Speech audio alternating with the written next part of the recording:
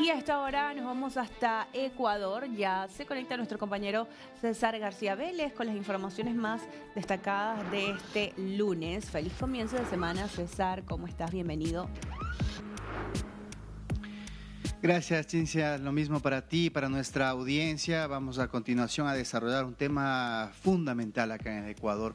¿Qué pasó alrededor del magnicidio de Fernando Villavicencio, el ex candidato presidencial? Están presos los supuestos autores materiales. Se busca a quién estuvo detrás de la planeación de este atroz crimen. Están 4 personas procesadas, entre ellas el exministro del Interior, José Serrano.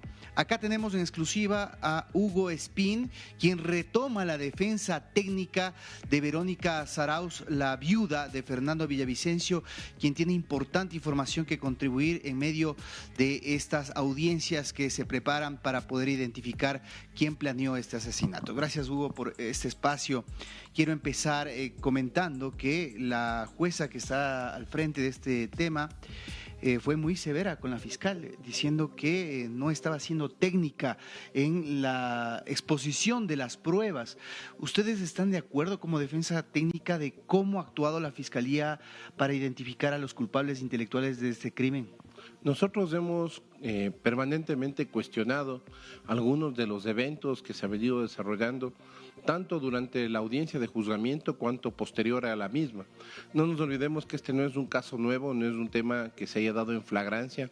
Son 2 años de investigación, 2 años en los que la Fiscalía ha tenido todo el tiempo los recursos y el personal destinado para investigar cómo se dieron los eventos previos al atentado en contra de Fernando Villavicencio, cómo se ejecutó el atentado y todos los eventos posteriores para proteger o esconder a quienes habrían participado en este atentado. Ahora, Hugo, dentro de la formulación de cargos se habla de un supuesto interrogatorio que hizo el FBI a uno de los sicarios que habría dicho que Rafael Correa estaba vinculado. También Salcedo habla de que Serrano, el exministro del Interior, es el brazo armado del correísmo.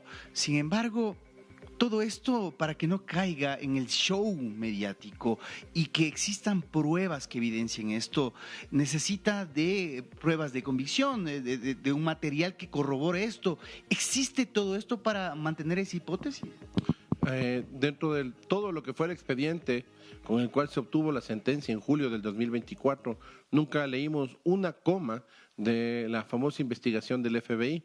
De hecho, esta defensa técnica solicitó en múltiples ocasiones a la Fiscalía General, a la propia fiscal Diana Salazar, que facilite, que nos entregue la información o que nos permita acceder a la misma bajo la reserva que evidentemente se debe mantener sobre la existencia de elementos que hayan sido recabados por el FBI en un proceso de colaboración penal internacional que fue expuesto al país, pero que no consta una coma de ese procedimiento, de ese proceso dentro de lo que fue materia de juzgamiento y que ¿No puede ser prueba ahora? Debería ser incorporado como nuevos elementos, como una prueba nueva, pero esto afectaría severamente la teoría del caso con la cual fue alcanzada la primera sentencia. Hay algunas personas que han sido investigadas de acuerdo a las pericias que ustedes han solicitado y que no constan en este proceso y que podrían apuntar hacia otro lado esta investigación.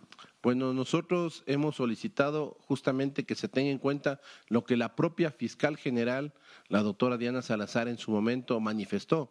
Por ejemplo, ¿cuál fue la vinculación de Colón Pico como ejecutor del magnicidio de Fernando Villavicencio? Ella nos hablaba de un contrato que se ejecutó en un 50%, correspondiendo el 50% restante a un atentado en contra de la vida de la fiscal. Esto reforzó su seguridad y la puso en una condición diferente dentro de lo que había sido los procesos de segurización de fiscales en toda la historia del Ecuador.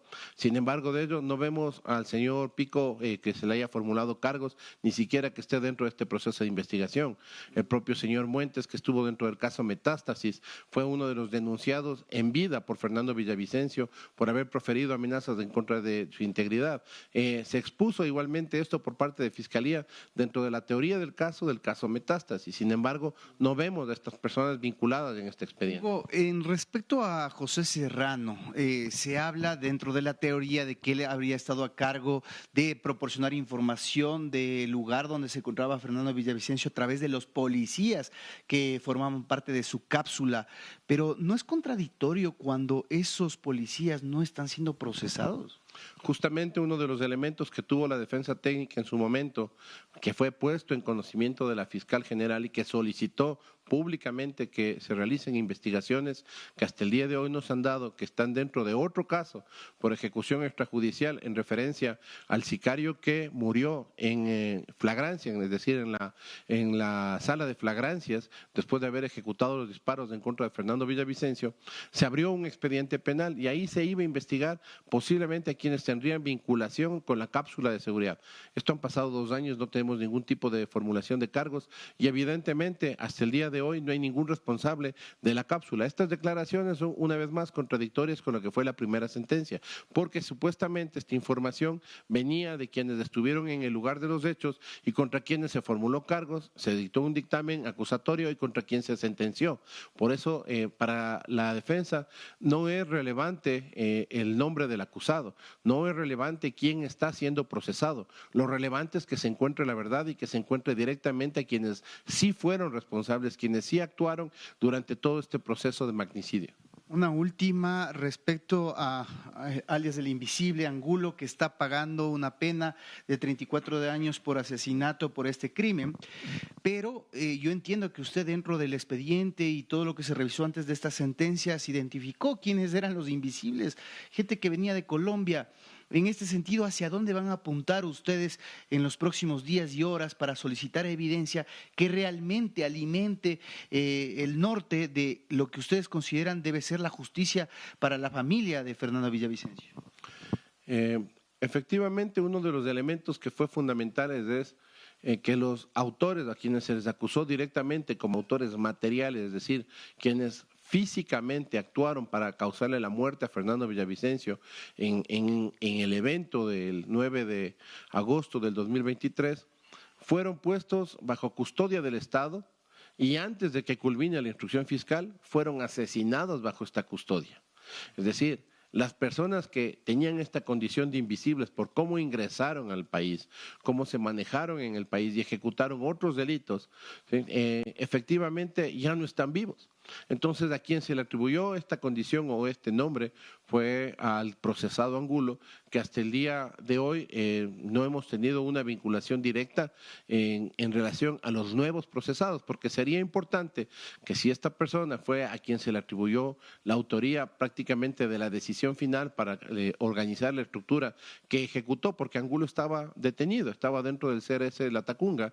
Entonces, es de entender que tiene que haber elementos de convicción que sabrá presentar Fiscalía más adelante respecto de cuál era la vinculación de estas personas con los nuevos procesados. Usted ya es nuevamente abogado de Verónica Cerrado. Así es.